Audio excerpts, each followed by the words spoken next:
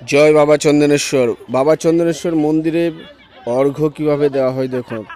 একেবারে ভক্তরা যারা বাবার কাছে পৈতে দিয়ে দেয় তাদের কিভাবে অর্ঘ্য দেওয়া হয়, অর্ঘ্যের জল তাদের উপরে কিভাবে দেওয়া হয় সেটা দেখাচ্ছি। একেবারে বাবা চন্দনেশ্বর মন্দিরের সামনে এইটা কিভাবে জল দেওয়া হচ্ছে দেখো। অর্ঘ্যের জল দেওয়া হচ্ছে, তারপরে সবাই কষা ফুল ডাকে, উড়িষ্যাতে বলে মানিকো, সেগুলো পারভক্তা এবং দেউলিয়ার দিকে ছোড়া হয়।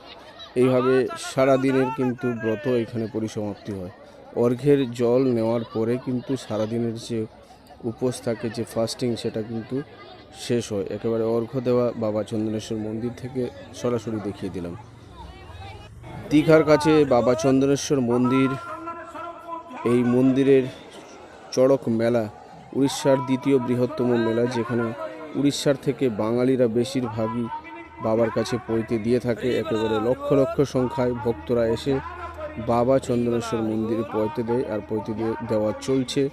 একেবারে বাবা চন্দনেশ্বর মন্দির ভক্তদের সমাগমে গমগম করছে। গোটাটাই বাবা চন্দনেশ্বর মন্দিরের জয়ধ্বনি। আর এটা একেবারে মন্দিরের সামনে নীল পুকুর, যেখানে অনেকেই স্নান করছেন, হাত পা ধুয়ে মন্দিরে প্রবেশ করছেন, মন্দিরের চারদিকে প্রদক্ষিণ করছেন।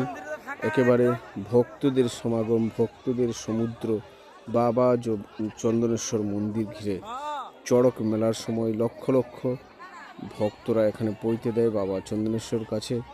বিভিন্ন মানুষের বিভিন্ন ধরনের মানত থাকে, তাই এখানে পৈতে দিয়ে বাবা চন্দনেশ্বর মন্দির চারদিকে কিন্তু প্রদক্ষিণ করতে হয়, পরিক্রমা করতে হয়।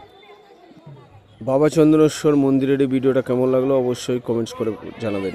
জয় বাবা চন্দনেশ্বর।